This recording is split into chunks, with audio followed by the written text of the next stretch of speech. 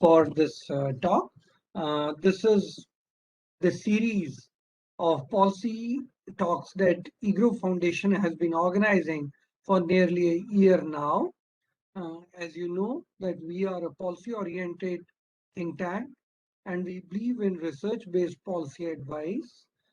It is in this series that we are doing every Friday a special talk on policy issues. Today's talk is on the green economy, and it is a topic which I think is very important in decades to come for our country as well as the world. To chair the session, we have Dr. Arvind Vermani, who is the chairman of EGROW Foundation. He is the former executive director at IMF Washington.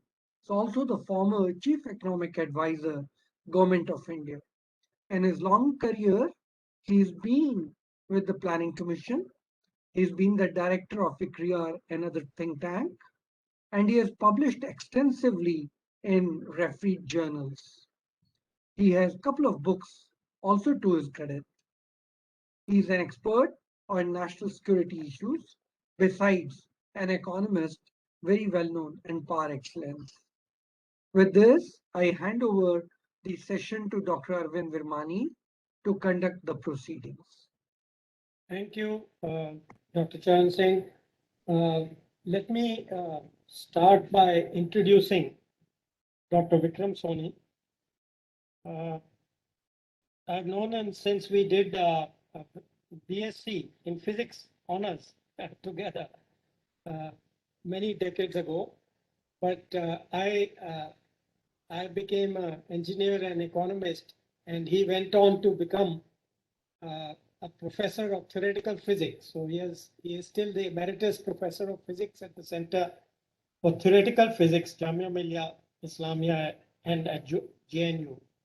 Earlier, he has been a professor at the University of Sussex in England, Orsay and Saclay in France, Berkeley and Syracuse in the US, and Regensburg in Germany. He has also been the UGC professor at the National Physical Laboratory in New Delhi. And he has worked in very esoteric fields for many of us in high energy physics and astrophysics. And he has made seminal contributions in many phenomena, including nucleons, neutron stars, matter, antimatter, and evolutionary networks. So you might wonder, what is he going to talk about green economy? Well, about a decade ago, he turned his attention to environmental issues and has been very active, both practically and theoretically and economically, and to the extent that we did a joint paper together. So with that, let me turn it over to you, Vikram, for your talk. Vikram Soni. Okay, so can you hear me? All right? Yes. Good. Yes. So I think we are starting on an auspicious note because I can see right across that it's beginning to rain. Yeah. And we've been eagerly expecting a change in the weather, which at least seems to be going in the right direction. Now it comes, as far as the economy is concerned, or the green economy, we don't know if that is the case. But certainly the rain will aid and abet the green economy, and I hope it does. So the title I used was Green Economy and Scheme of Living, and with a little accent on natural cities or natural habitats with renewable natural infrastructure.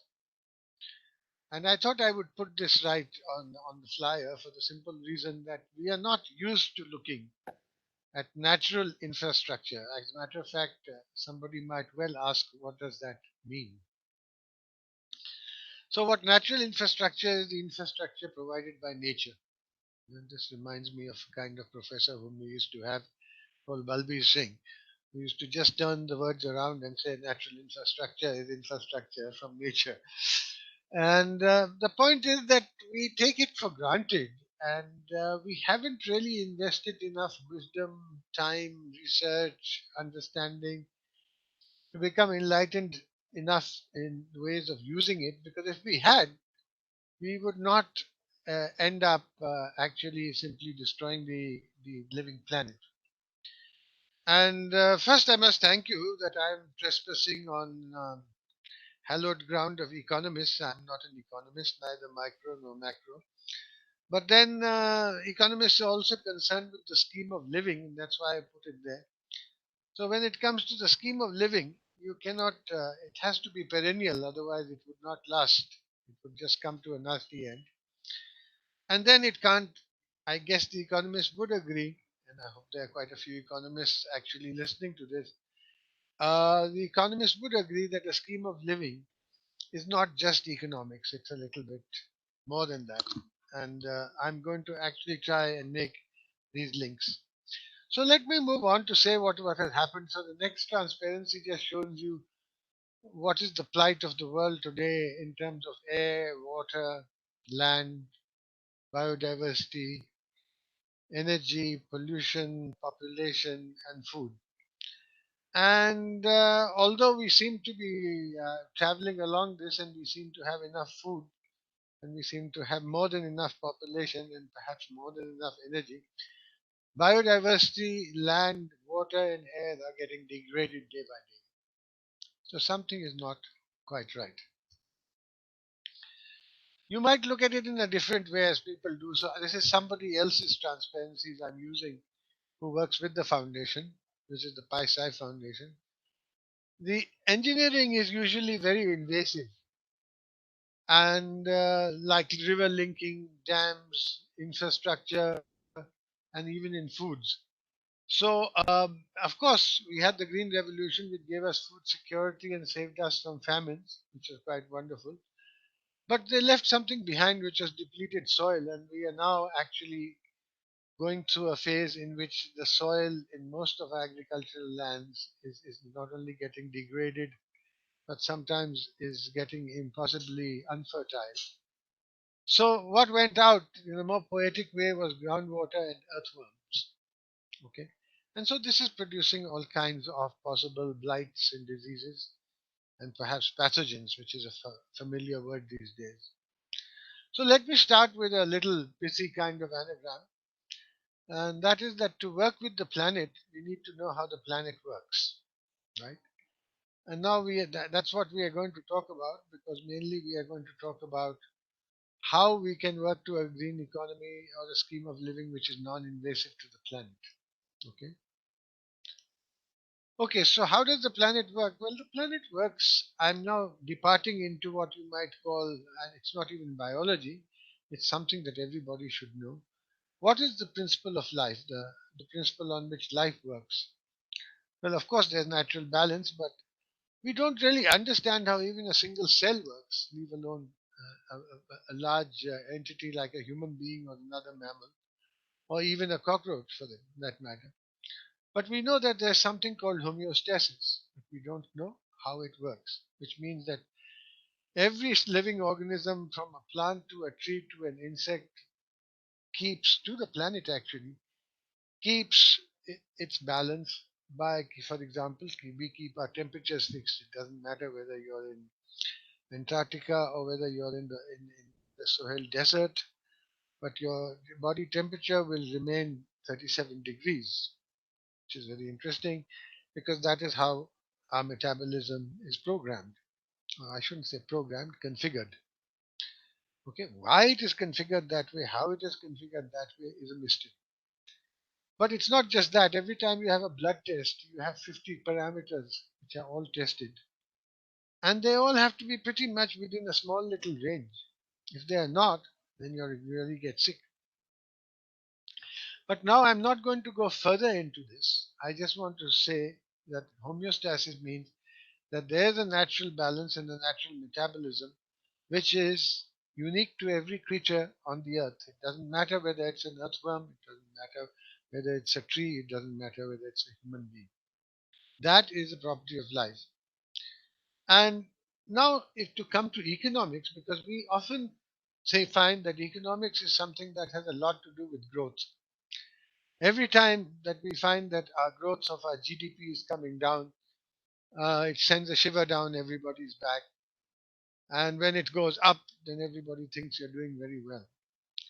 But growth is a very ambivalent and not something that is defined very, very perfectly in general. In economics, perhaps you define it using GDP.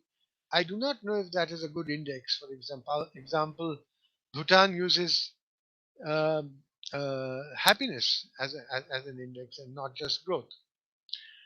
And if you grow too much and and you have an unchecked appetite, then it can cause obesity and disease and finally death. So, as a friend of mine put it across, I think a child grows up to become an adult, but after that, you can only grow around the waist and invite trouble, which is happening actually to, unfortunately, to a lot of us. So, a living scheme should maintain a balance and a healthy, steady state.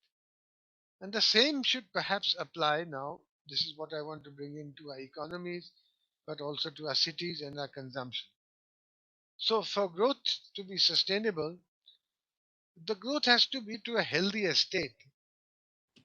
It may be in a steady state, not just GDP. GDP is not enough. As a matter of fact, sometimes, as we found during the pandemic, that we are going into a very unhealthy state, and with that, the GDP is going down.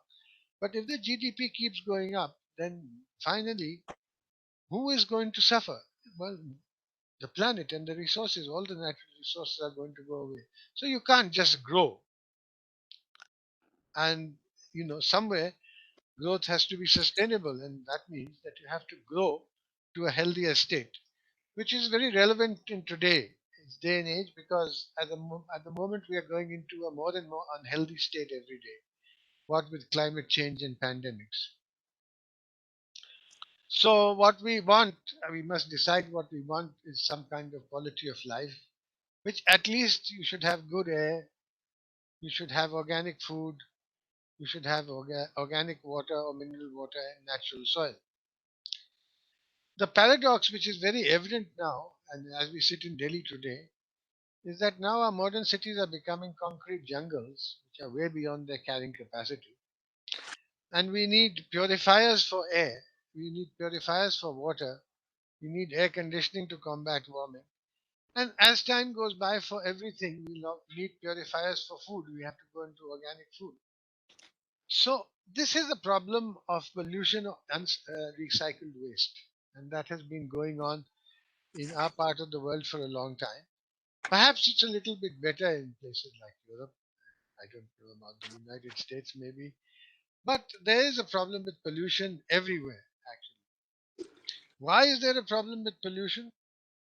Because every single technology that we have invented produces waste which is not recyclable.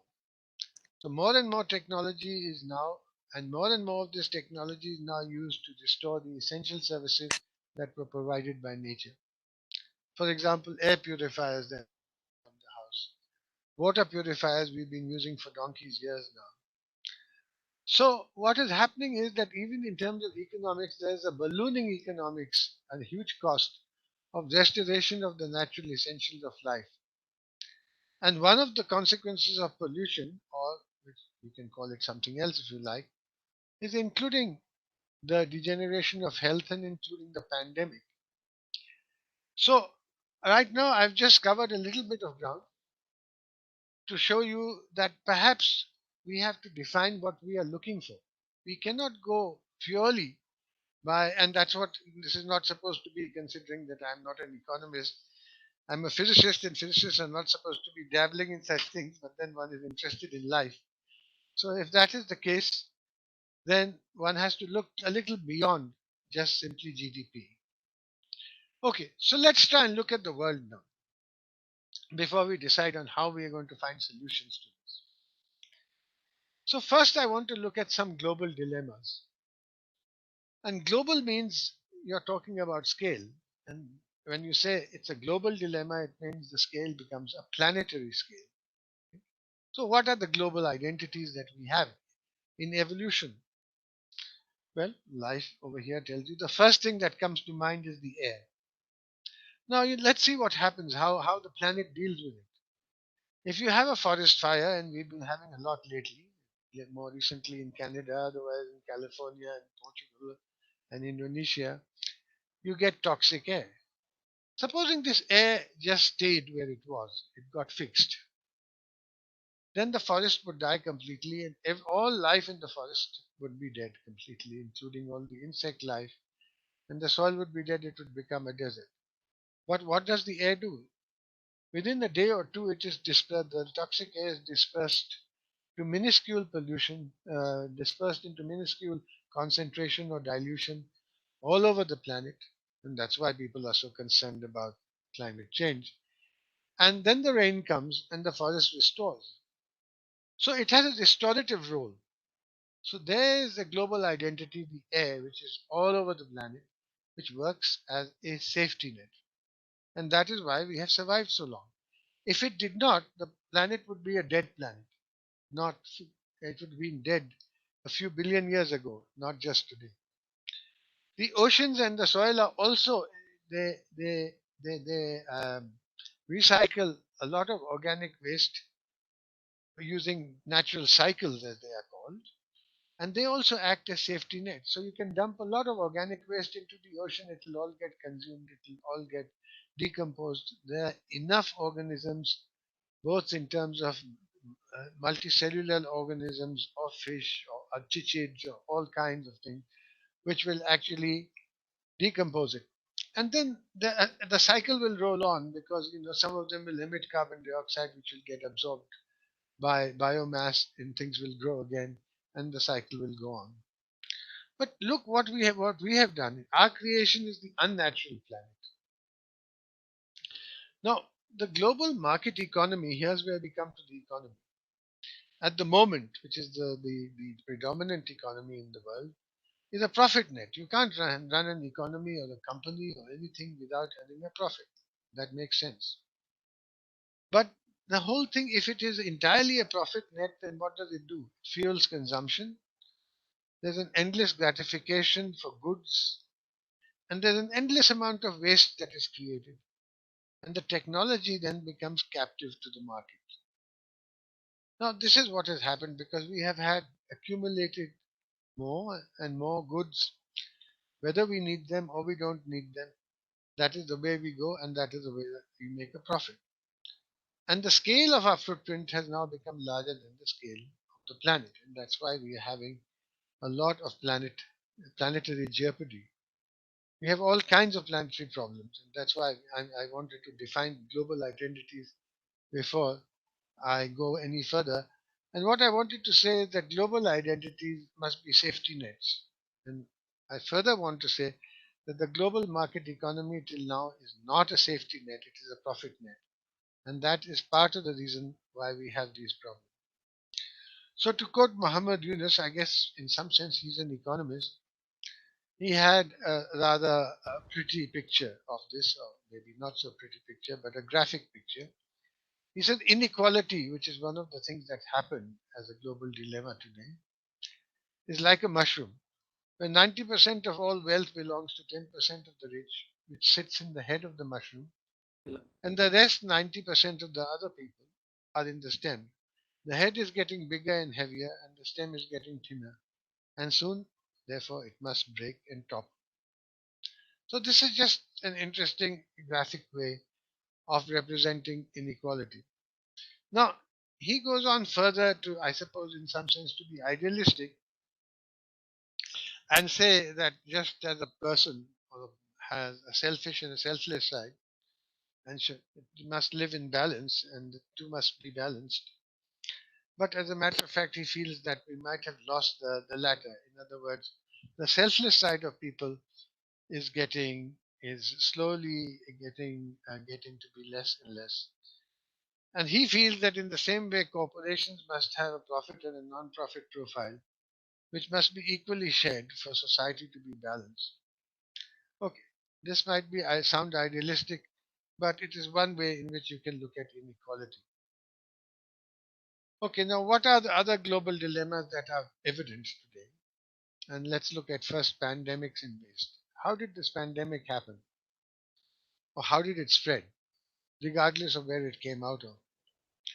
So we have been practicing now mass production, importing and export and import of animals It doesn't matter whether it's chicken or cows and you have mad cow disease, or you have bird flu coming from there because there's a monoculture and they're all being held together captive, and then they're being transported by air or by ship, and then they create environments to which they are not used to, at least not in the wild, to spawn epidemics, and they are transmitted by the fact that all these things are traveling by air these days.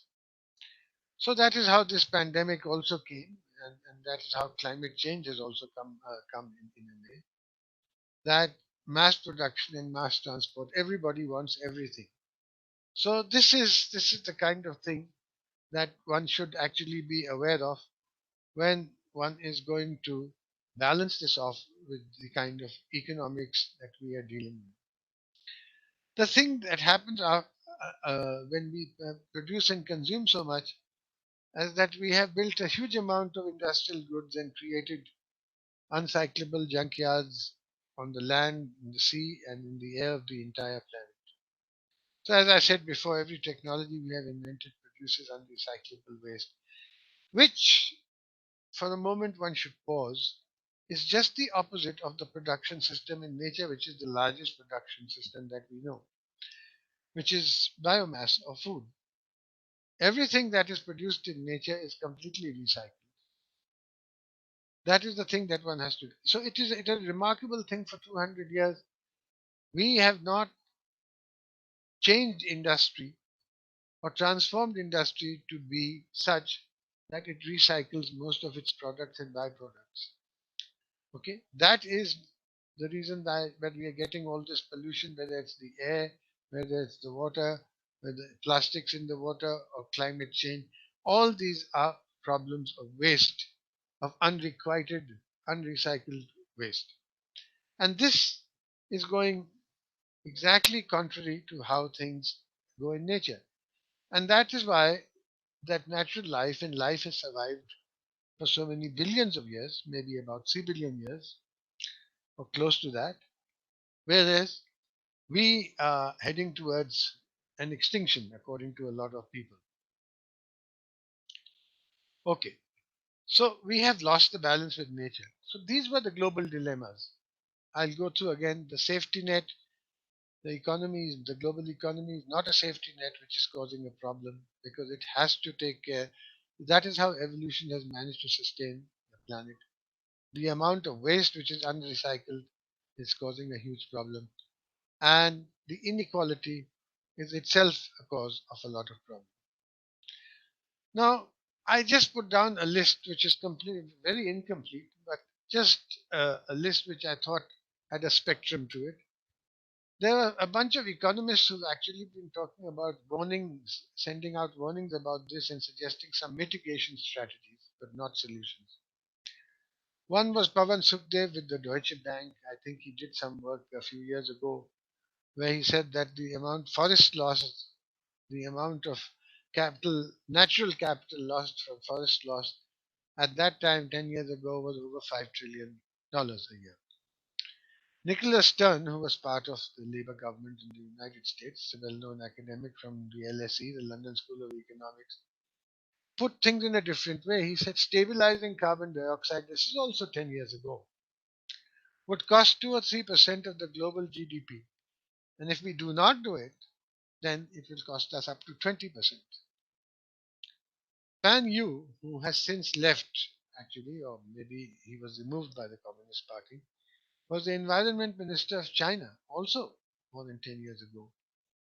And he openly said that the growth rate of China, which was above 10%, perhaps the detrimental rate, loss of growth or loss of in the economy from environmental loss. And you know that China has actually had a huge problem with its rivers, with its water, with its forests, and it's now going back to restore them, would be larger than 10%. So really it's not 10% because you have to restore all these losses and it's not clear that you will be able to restore them. So David Miliband, who was minister for, I think, environment or maybe economics in England during the Labour government, wanted to cut down people's consumption and put down carbon credits at an individual level to cut down people's eco footprint. For example, if you had a standard amount that you could drive a four-seater car and you drove less than that, then you got a bonus. And if you drove more than that, then you got a debit as far as your eco footprint account was concerned. It has been tried. I think Macron is trying this in France at the moment. But these were strategies and they were mitigation strategies. They were not really solutions. There is something which is much deeper behind the scheme of living or the way we live. Okay? And I think in economics, the only way I could put it is that we perhaps need to redefine that growth has to be to a healthier state, not just growth of the GDP. So here's just something on megacities that all the megacities have gone beyond any natural carrying capacity. They are unsustainable, unhealthy, high on cost and conspicuous consumption. And those are some typical pictures of one of them probably is either Delhi or Bombay. Yeah, it is probably Delhi. The other one, I'm not so sure, that might also be. But that's what happens when you have a city of the size of 20 million. Okay, so now this is the end of the first part of what I wanted to say. I hope I'm not going too slow. So we need healthier growth with renewable natural cycle, and we need again a new economics to a healthier state. Where how do we do this? Where we use renewable natural infrastructure and natural cycles. Okay, maybe that's the way to do it. Because every time we come up with infrastructure which is just concrete and which is glass and which is consumer goods, what happens is that entire waste goes unrecycled and just keeps mounting up on the whole planet till the whole planet has just become a wasteland. And then the other thing that has to be learned, lesson we've learned, is that technology has to be such that every technology should only be licensed with a maximum amount of recyclable waste and byproduct. Okay, so there are some attempts to do that. One is in a place called Kalundborg in Denmark, where they have an industrial park in which the byproduct of one technology is used by another and by another by another, and they try to complete the circle, if you want to call it the circular economy, so that in the end they have very little waste and they try and use everything. But this can't always be done. Another one was I just gave a couple of examples in South Bronx paper plant, where all the waste paper in New York, which was being thrown and fired, they started, making paper and using sewage water. So they never got water from outside. They never got cut all these trees and got their paper from Canada. They started using all this and brought it into some kind of a cycle. Not a complete natural full cycle, but almost a complete cycle. So there are many attempts at this time in the world to have a full cycle. Okay? So that's where we are. Now I want to switch gear completely. Having learned something about how nature works, I want to actually have some solutions where we use some science and some natural wisdom and in having a sustainable kind of process by which we can, which is non-invasive to the planet, by which we don't damage the planet at all. Can we find some solutions? Now, this is something that's not been happening. Everybody points out the problems. Do you remember Al Gore's documentary where they had this huge ladder going up, talking about how carbon dioxide was going up? But do we have solutions? In the living scheme, do we have to change the way that we live? Okay, so now I want to just go with 3 or 4 solutions. Not a whole lot because I didn't know what exactly to say over here. But I'll try and scale these up also so that at least they have some connection with economics. Now I'm going to focus on India now for the time being. The only non-polluted sources of good water that remain in India are not the rivers, you know that they are totally polluted, but the water underlying much of the sandy floodplains of our rivers for bulk water. and two, the subterranean natural mineral water underlying forest tracts, which are only for drinking. Okay, and these work on renewable. These are renewable resources or perennial natural resources because both these have natural water recharge and natural water storage. Water in the floodplain is stored at a huge, large scale under the floodplain. You don't need to have build any storage, and the water is recharged by the monsoon and the rain and the floods every year. The same thing happens to the forest from which the natural mineral water comes. You know what is mineral water? After all, mineral water that comes out of a spring is water that has fallen on a hill or a mountain, gone through the forest, picked up nutrients, gone percolated down to the ground rock, picked up minerals, and came out as a spring. In this particular case, it may not come out as a spring, but you can collect this water and it is equally good. And we have done experiments on this in 5 or 6 places, and we found that that is the case. So these are two conserve and use schemes, as I like to call them. Okay. And okay, so let me talk about the floodplains. I should make one little point. Okay. I have to wait for the computer. Okay. So one thing I wanted to point out is why do we need these things? Well, we have a history of co-evolution, starting from a cockroach 300 million years ago. We've changed, gone all the way to apes and finally human beings, starting from even unicellular life on the earth. And we have co-evolved, whether it's the mountains, the Himalayas, or the forests, or the human beings, we have called co-evolved. So our metabolism is fine when we drink natural mineral water. It is not so good when we have to drink RO water or water which is where everything has been, all the nutrients and minerals are taken out. Okay. So you must realize that that is why we need nature, because our metabolism shares a history of co-evolution with everything else around us in nature.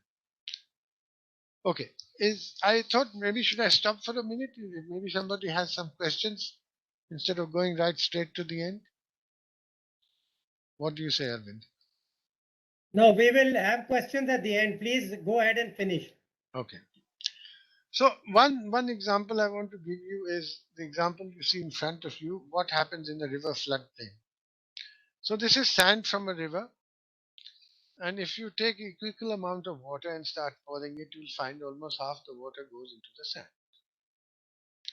And what is the floodplain? The floodplain is something in aquifer which lies, 2 to 3 kilometers across on both rivers, and about 35 to 40% of it is water.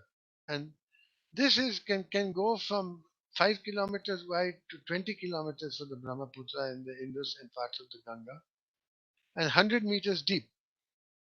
And all of it, about 35% of it is water. There is so much water over there. That doesn't mean you can take it out, because that would cause an ecological catastrophe. But there's huge natural storage and there's no evaporation loss. So we had a project like that running in Delhi. It's not running very well, but it produced about 100 million cubic meters of water per year, enough for about 1.25 million people. And it gave the Jal Board a revenue of 500 crores a year. Actually, we could do much more, but it's not happened since then. It's a little bit stalled at the moment, but there were lots of. This is a report from the Times of India on this project. I won't dwell on it, but there are some conditions. Water is drawn from a grid of tube wells, of course, which have sensors to measure groundwater level and quality. Since the rivers are polluted, the level of groundwater in the floodplain must remain above that of the polluted river. Why? So the flow is always from the floodplain into the river. The moment the level of the groundwater in the floodplain becomes below that of the river, as has happened in Noida, that aquifer gets polluted. Otherwise, that aquifer has quality water. How would you do this? Well, one very nice way of protecting the floodplain is to take 1 or 2 kilometers wide on either side of the river and make it a water sanctuary by leasing the land, and you can pay the farmers a very large amount, just 30,000 rupees per acre per year, and allow them to have fruit forests or orchards and collect all the revenue from that. And farmers would be very happy to do that because that gives them an assured income. And this kind of water, a fraction of this kind of water would be enough to provide water to our towns and cities. So here's, I told you that we can scale these solutions up.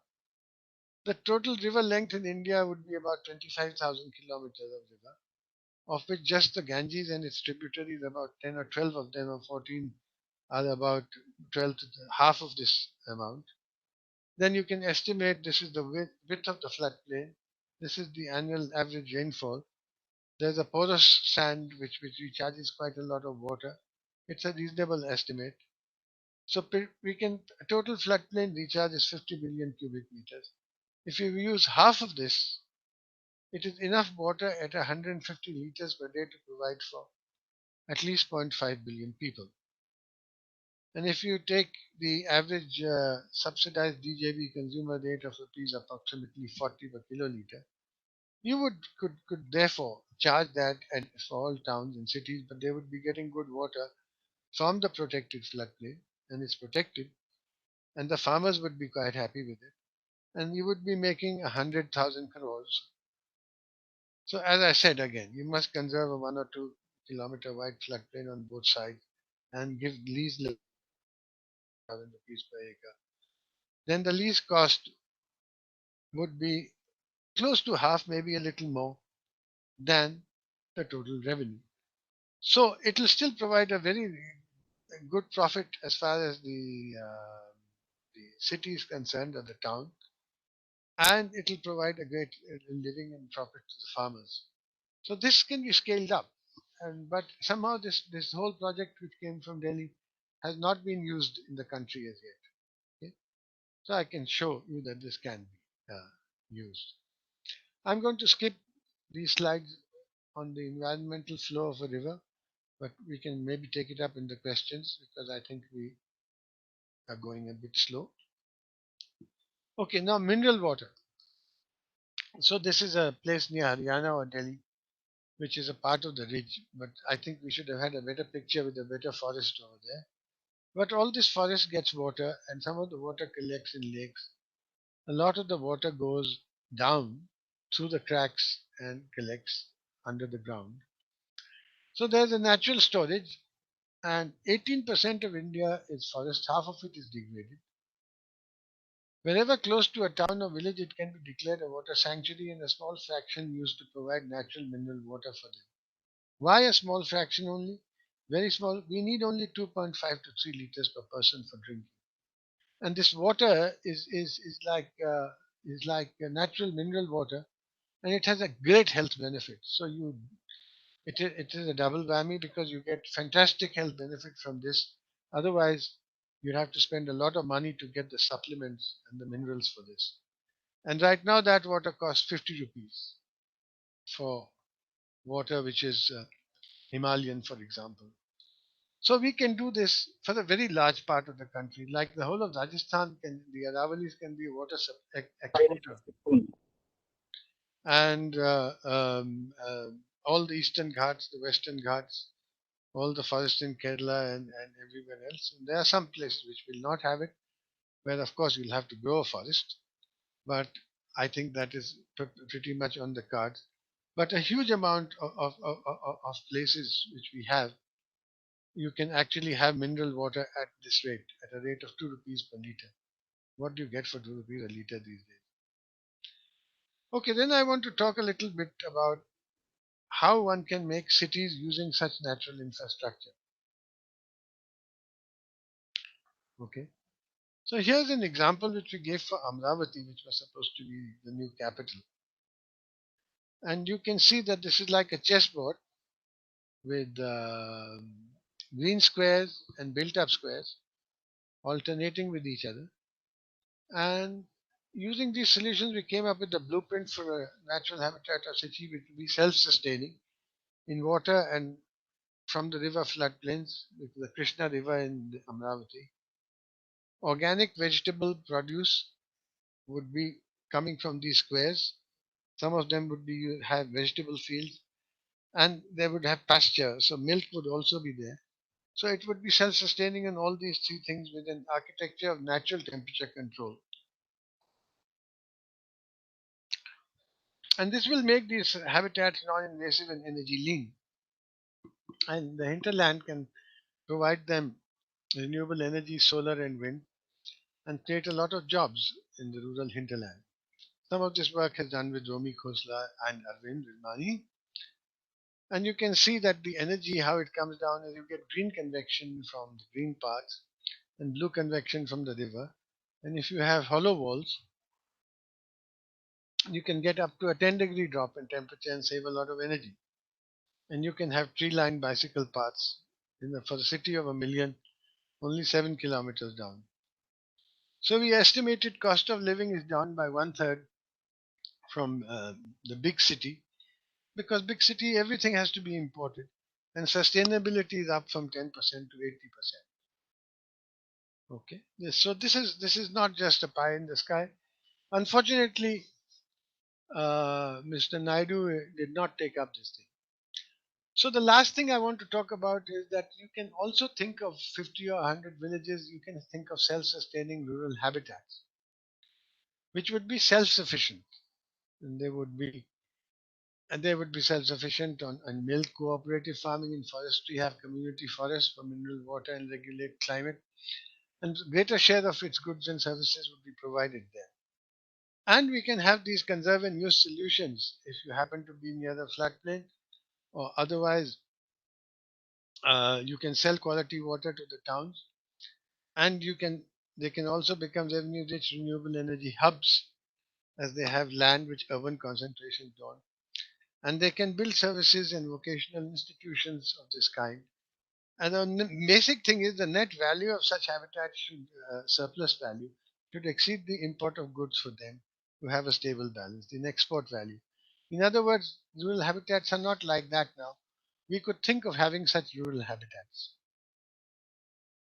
All right. So I think I'm not going to go into any further detail immediately. I'm just saying, I just want to finish off by saying, which has a little Buddhist or Gandhian touch in it, that our priorities right now are first we look for personal fortune or gain. Then there are some saints and reformers who look for the welfare of society, very few. And then the habitat and the planet is only there to be exploited. Those are our priorities in that order.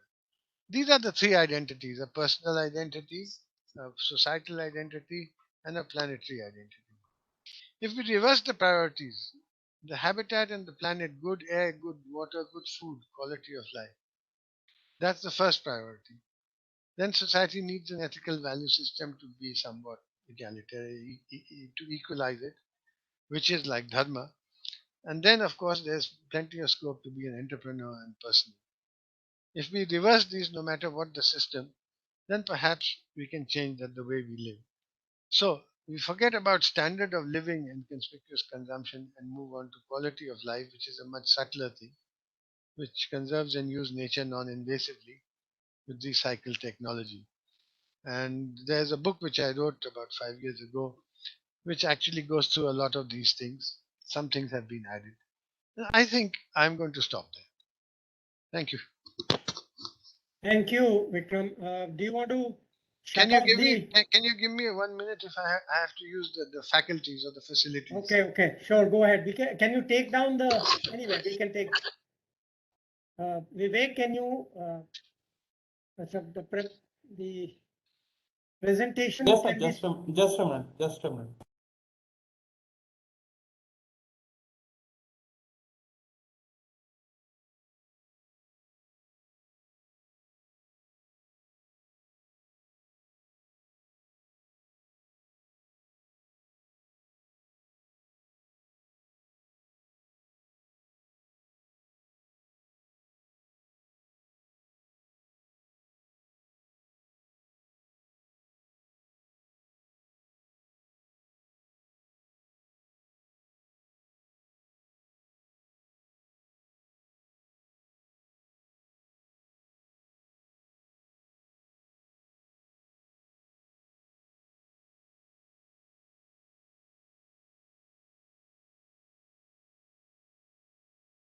I guess on the chat, you can put in your questions. Where it says chat, you put in your question, then maybe Dr. Charan Singh can note them down while.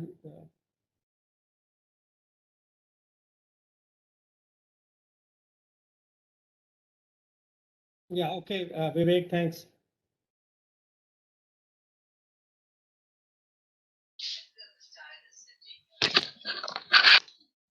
Okay, Sorry, that was a call of nature. I couldn't help it. yeah. So Okay. Can you see us now?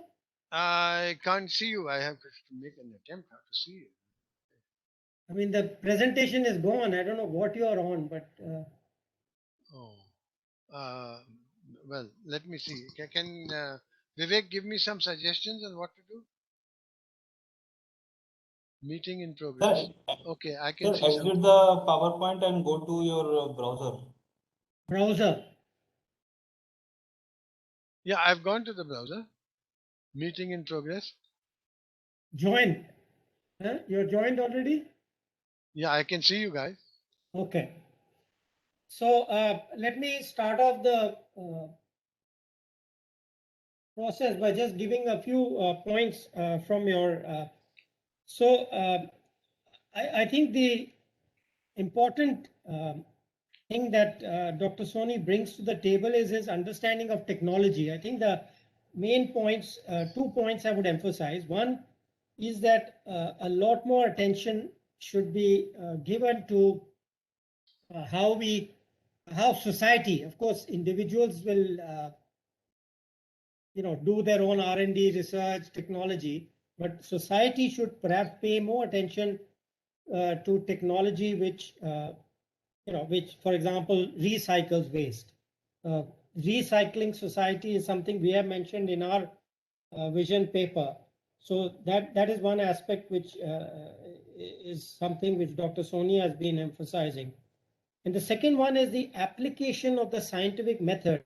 It's very important for the three examples he gave. Those are examples, but I would generalize it. The more important thing is the application of science and scientific thinking to environmental problems. And he's given three examples of that, one of which I was also involved with initially. So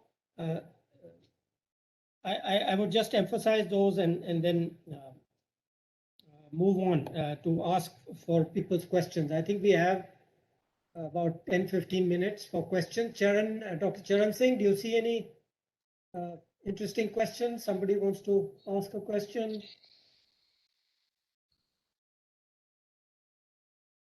I think there's I had a one question, and I think Dr. Ashok Vishandas probably has a question.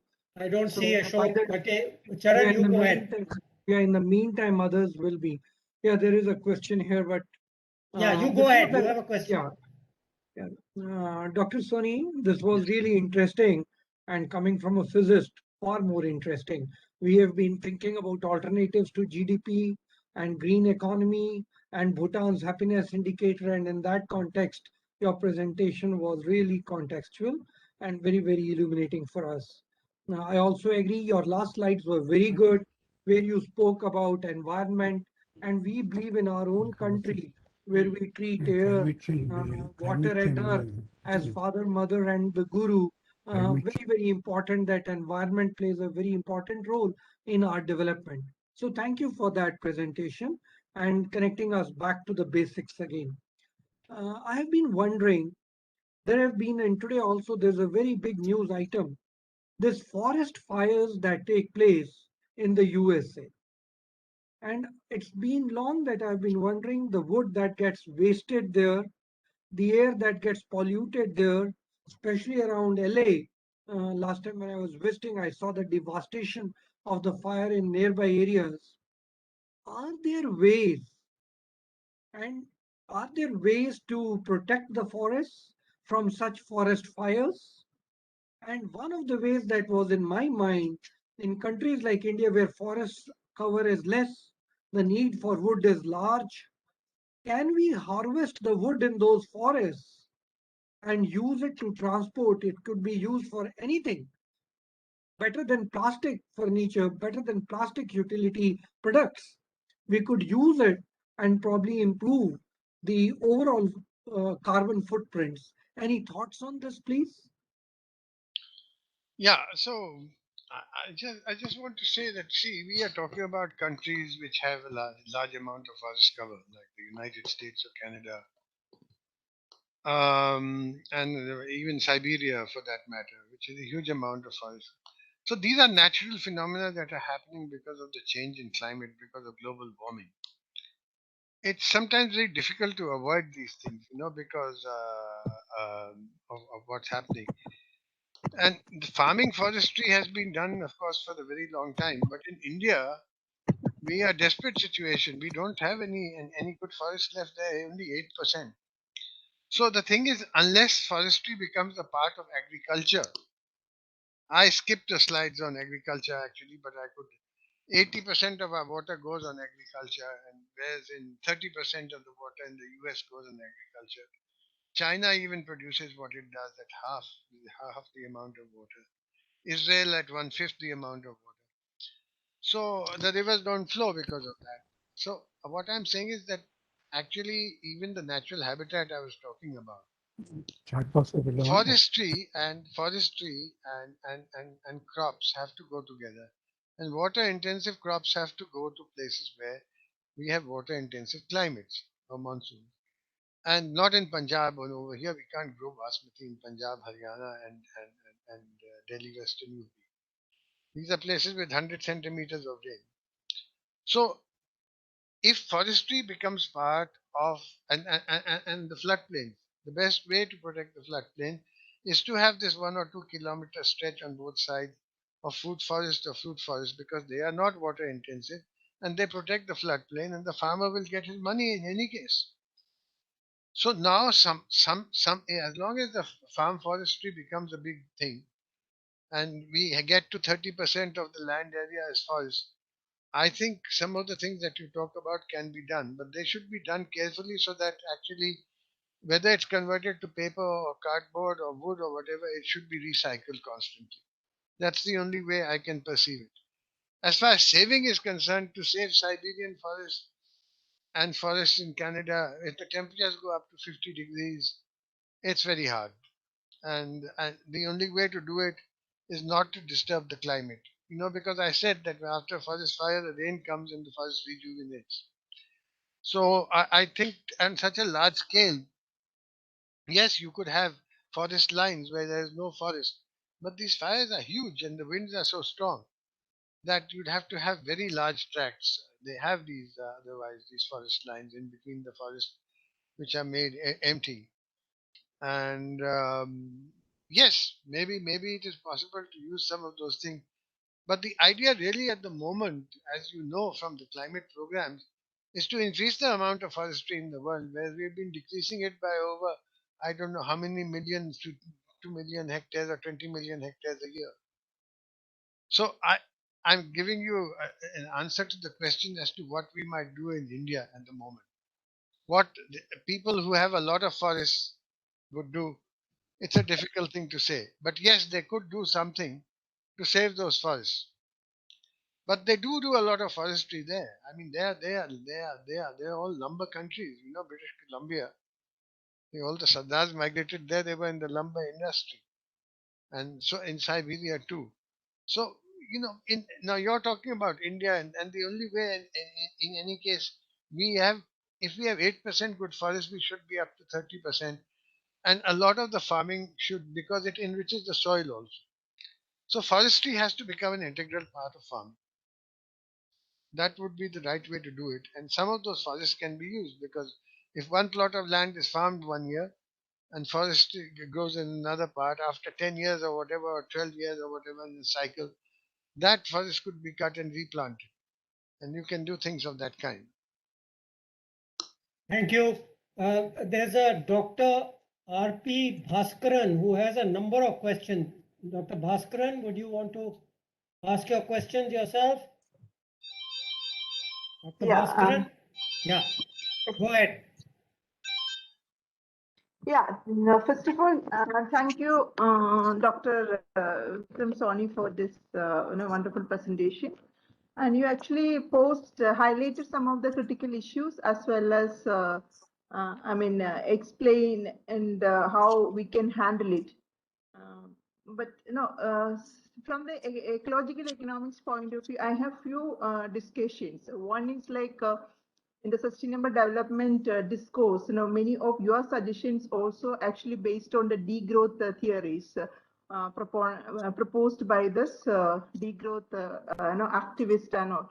So then in that context, how do we equate the needs of the poor with that of the rich?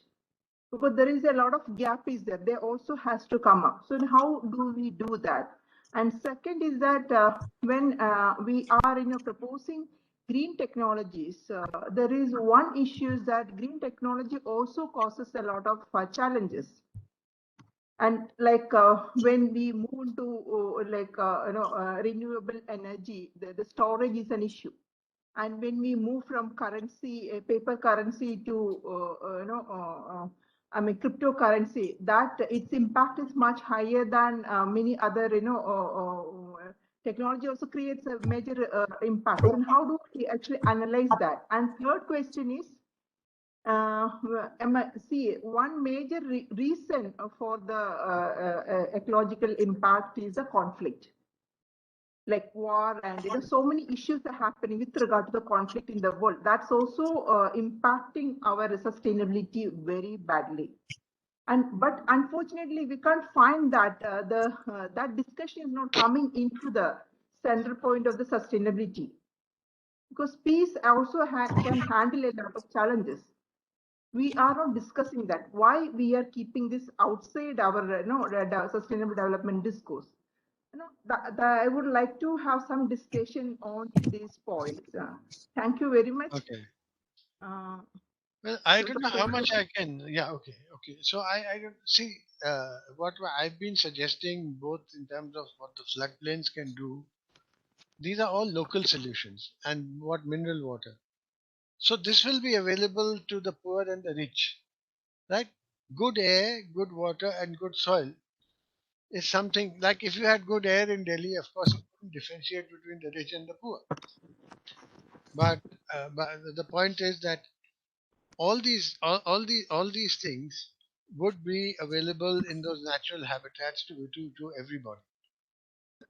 So I don't think this is much of an issue between the rich, as long as people are employed in these renewable industries or renewable forests or renewable water. So that's one thing. Now I don't know, the other thing you're asking about is peace and war. I can't say anything very definitive about that because these are human foibles, and countries want seem to fight. They have been fighting down the ages, and if they were a little more concerned about the environment, perhaps they might fight a little bit less. But that is just a speculation. At the moment, there wouldn't be maybe an arms race or something like that. That's what I can say. But having a good environment is something I think that is not discriminating between the rich and the non-rich. Because a good environment, whether it's in a natural habitat or a natural city, is there for everybody. The Thank air you. is good, the bicycle paths are good, the water is good. It's the same water that's being used for by everybody. Yeah. So, yeah, thank you. okay, thank you. Yeah, so let me kind of put it, I wanted you all to have a perspective of a physicist, but let me add the economics. I mean, there is absolutely zero conflict between the two, actually, because all the things which Dr. Soni has talked about is what we call public goods. Like he said, air is a public good. It doesn't matter. You're rich, poor, it affects everybody. It's a public good. It's not a private good. It's not like you're buying TV for yourself, which the poor guy cannot buy. This is public good. It affects whole of society. Doesn't differentiate between rich and poor, right? So it is actually the most important thing. It's only that our concept of public good, which public goods we think are more important, less important, has varied over time and history and among countries. But there is in economics, there is no conflict. This is something which economic theory has recognized several centuries ago, that public goods have to be addressed and they have to be addressed by government. So it's only what is the best, what is the more important to society, what is less, is what perspective Dr. Soni has given us. And of course, different societies emphasize different aspects. For example, to give you one example, clean water. If when 50 or 70% of India's people didn't have clean water to drink, clean water must have higher priority, right? In India, as against Europe, where they don't even think about it. When I visited Europe, I remember for a seminar 20 or 25 years ago, they were talking about air pollution. I made a point that in India's priorities, the clean drinking water is higher than air. At that time it was. Now, as we get to clean water, air pollution becomes more and more important. So it's a question of priority, and society must discuss and debate. Anyway, Can I add one please, point? no. We are going to finish right now. So if there's another person, Charan, is there any other question you see? Because Yeah, there are two questions. Yeah. One is coming from Charanjit Singh and one is coming from Brahma Siri Ralapalli. Okay. I don't know if they want to ask their questions themselves.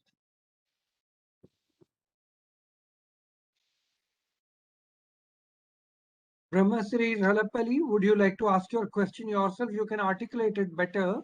Otherwise, of course, I can read it. And Charanjit, you want to ask your question? Charan, why don't you just read out both questions and let's see if Dr. Soni wants to answer it. Yeah. So the question from Brahmara Sri Ralapalli is, Indian philosophy connects with green economy and much more about the nature and its interconnectedness. Unfortunately, we have damaged so much that today we need to act swiftly to restore the balance. And please, so the question is to you, Dr. Soni. And the question from Charanjit is, don't you think that the idea of having more of smart cities shall be self-defeating in ensuring green economy? Okay, so the first question is what I've been talking about. So I'm in complete agreement that we disturbed to extent, and I think everybody knows that in the world, that it's going to be a very hard job to restore it. But I think we should start today or somewhere. So I've been trying to work out some solutions by which one can actually do that. The second question was, what was the second one? What was The second one is the green economy and the smart cities. Right. Are they So in I conflict totally with agree each with other? the person that smart cities and the green economy have absolutely nothing to do with each other. The smart city, they might talk a little bit about throwing the word ecology here and there or ecosystem. Everything is a goddamn ecosystem these days. So, it's like just the word sustainable. The smart city has actually nothing to do, as the questioner is saying, with ecology. Because one thing one would want in the smart city is not hi-fi and Wi-Fi and all this kind of stuff. What would one want in the basic city is actually good air, good water, and good food. And that is not a smart city. That actually would be a natural city. So the thing is, the person is quite right in saying that the green economy is certainly at odds completely with the idea of a smart city till now. Whatever I have seen enunciated. And I think if the smart city was called something different than just smart, maybe these things would come in. I know that architects are talking a lot about of ecology, but they don't know how to bring it in and sell it to their clients. The clients are only interested in real estate and how much square feet of built up area there is and what kind of stuff is being built. But ecology is making an entry into the architectural field. Yeah, right. Vikram, you mentioned architecture. What about design and building of houses and other things which can also be done? We accept your overall framework and all, and a useful way to think about it. What about other things? What about micro things like design of houses, design of other things, etc. Right. So I said a little bit about that. I was concentrating more on the economic thing. Usually in the city, we thought that we should not make too much of a vertical city. By and large, it should be 3 floors, and by and large, it should have an equal amount of green patch with any kind of built-up area. But we thought that it would be nice to have reflecting walls or reflecting roofs and have insulating air gaps in the walls, so that we found that the green areas and the green convection from the green areas and the blue convection from the river and these insulating walls and reflecting roofs could bring the temperature easily down when it goes to 45 degrees like it is today, could easily bring it down by 10 degrees with ease. So 10 to 12 degrees, that means you've already come down to 32 degrees or 33 degrees inside the house without any air conditioner or fan. So I'm now the question is, after that there are aesthetic points which I was not discussing, but a city which has got green squares and pasture land and forest land and parks and vegetable fields certainly will be a very pleasant city to drive through. It's not going to be unpleasant, but that is what, in terms of building, we would use building all kinds of natural aids by which to actually either reduce the temperature or sometimes even keep the temperature stable. And that can be done, which is not done actually in today's housing, unfortunately. There is a question by Mr. Krishnanand Tripathi and Right. a question from Kripa Shankar. I would like first Tripathi to ask, and then we'll go to Krishna Shankar. Mr. Tripathi, please. Sir, my question, that pandemic was supposed to bring about some positive changes, some positive spin-off by cutting our travel, tourism, and unnecessary movement.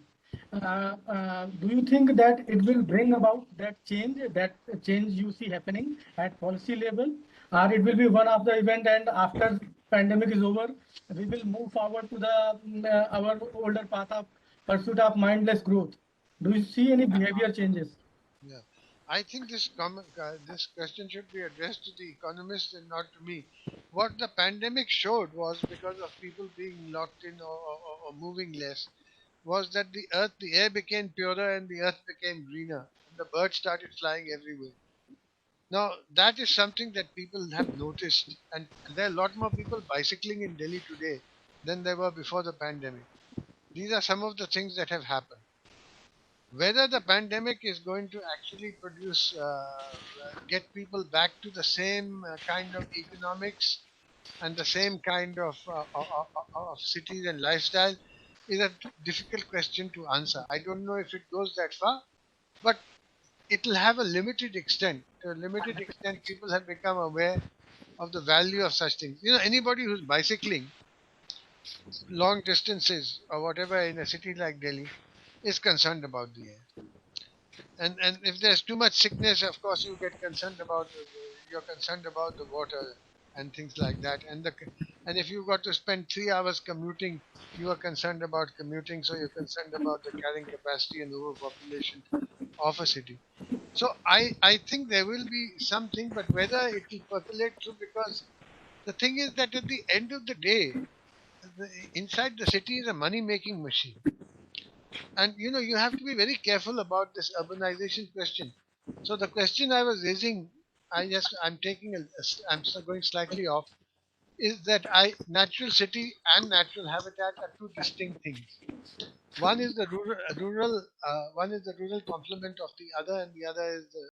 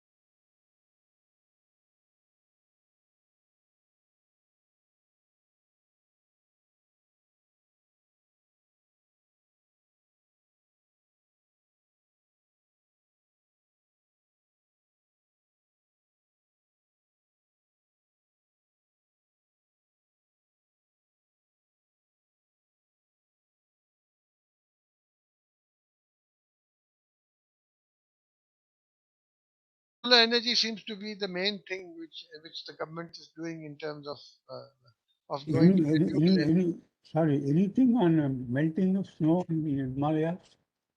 So would you like to know about the melting of snow? It is melting much more than it used to in the glaciers. The glaciers in the Himalayas are Any problem will come on that basis?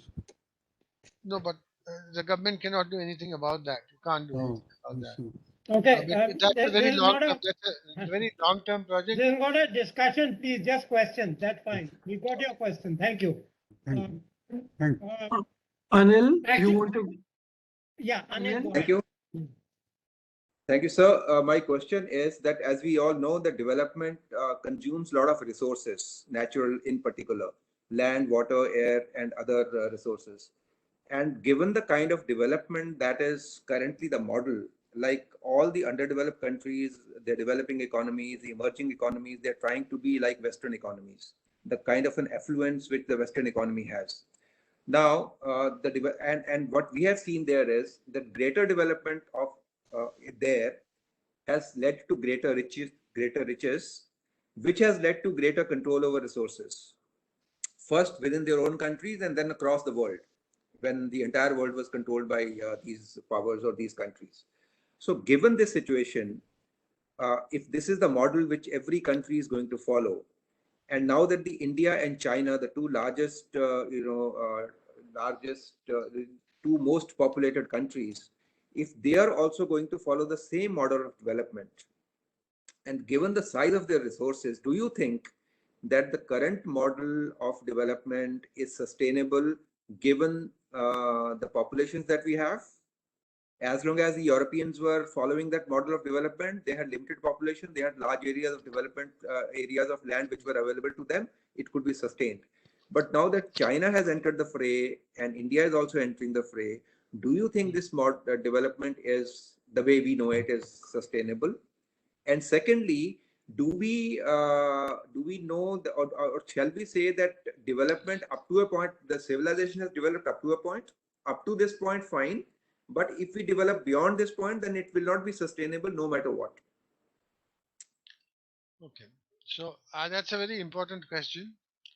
The situation with Europe and the United States, South America, and even Africa, and the Russian part of Asia, whatever, is very different from India and China. And the situation in China is very different from India because China has now a population which has become which is going down. As a matter of fact, you know that which has now saturated and is at 1.4 billion. China has done a lot of damage to its environmental resources, and they have had huge programs of growing billions and billions of billions of trees. But it's not going to restore everything back. They are going to have an enormous water problem, and they have an enormous water problem, and they try and fix it by some plumbing, which means connecting rivers and all that kind of thing, which is a very bad idea. At the moment, that hasn't happened in India. But in India, as I said in my transparency, that the reason I'm giving you these solutions, non-invasive, is that we cannot have the same solutions as in the West. It's not possible. We cannot have the same affluence in the West. I said two things. I said we cannot aim for that standard of living, we can aim for a quality of life. And I tried to show the difference. Not more consumption, not more and more goods, but good air, good food, good water, and we work on the principle that we start working on non-invasive projects. Unlike China, China has not. But I can tell you that on some of these projects I gave you, the Chinese people have a lot of interest in them because they know they have a problem. So India has another problem. It has a problem with population, which is more than Chinese because our population is still not stationary and stable. India has a problem with the fact that we have polluted water resources. All our lakes and rivers are by and large polluted. Only a few things are left. The floodplain, which is about floodplains contain about 15% of the water that is groundwater that is recharged, as I tried to show you. I didn't give you the exact data on it, but I've given you how we can get good mineral water. China has not, but they were very interested in this project. I didn't pass it on to them. And we have just very few options left. These are, in my opinion, the two options left, and we should actually use them without being too ambitious, because to go into a consumerist track would be the worst thing for India. It doesn't matter whether you're rich or poor, it would just be a very bad thing, because even the rich, what are they going to do if you live in Delhi and you spend, $5,000 a month? What can you get? The air will be the same, the water or whatever you can do. It's not a great life or something like that. So the projects that I gave you were projects that could be very useful both for China and for India. And I do not know to what extent the damage that has been done can be undone, because it takes a long time. I gave you one example of the Rhine River. When this nonsense that comes in the newspaper every day, that we have a project with Japan, in 10 years the Ganga water will be absolutely blue and drinkable, or in 5 years this will happen, and all that is all nonsense. The Rhine River, I'll just give you an example. I met with two Germans 6 years ago who had come for this Namami Ganga project. And I asked them a simple question: are you going to giving the government a plan to clean the Ganga, which is very much similar to the Rhine, since you cleaned the Rhine? They said, yeah. So I said, is the Rhine clean? They said, yes, of course it is. Then Bharati did not come for a while, so I asked them, do you drink the water from the Rhine? They said, of course not. So I said, are you going to tell them that? They said, of course not. Nobody drinks the water from the Rhine which has been cleaned for the last 40 years or 50 years. Nobody drinks water which has been cleaned from the Thames or the Hudson. Okay? So they don't. Neither will we be in a position. That is why I'm suggesting floodplains, because our rivers have got polluted. It will take a huge while before they will come back. But we must actually try to look for these kind of new projects which the West did not look for, which are non-invasive, which are perennial, and which will be something which are still unspoiled. So that's the answer to your question, is that it's a very important question, and the answer is a very limited answer. We have limited options. Right. Yeah. Okay, thank you. I think we have taken at least half an hour more than we had said in the announcement. So I'm going to thank you, Dr. Vikram Soni. Thank you for your talk, and hand it over to Charan to conclude the meeting. Okay. So there are two very important announcements. Today's talk on a very important economic issue by a very senior physicist, I think is very important. Gives us a view from outside as to what we economists should be doing, thinking about doing. So thank you so much. The recording of this talk will be available tomorrow by noon on our website. And I would like you all to use that, because it's an eye-opening presentation which Dr. Soni has made to us. The other announcement is a very exciting talk next Friday from Dr. Avtar Singh Bhasin. He has done huge number of volumes on Tibet, and he is going to be talking to us about Tibet, our neighbor, and we know so little about it. So I would invite you, same time, 5:30 to 6:30. He'll be making a presentation for about 40 odd minutes. We have a discussant there, Professor Lakhvinder Singh Gill, who did a review of his book. And I thought that was an excellent review. So to get the best out of Dr. Bhasin, we have got Professor Lakhvinder, and then we'll have some question answers. The session will start by 5:30, and we plan to conclude it by 7. So I would request all of you to join us on that exciting discussion on Tibet. With this, I'd like to thank once again Dr. Soni, our chairman, Dr. Vermani, to chair the session, and all the participants who have spent nearly 90 minutes with us on a beautiful Friday evening. Thank you so much. Thank you. Thank you very much. Thank you.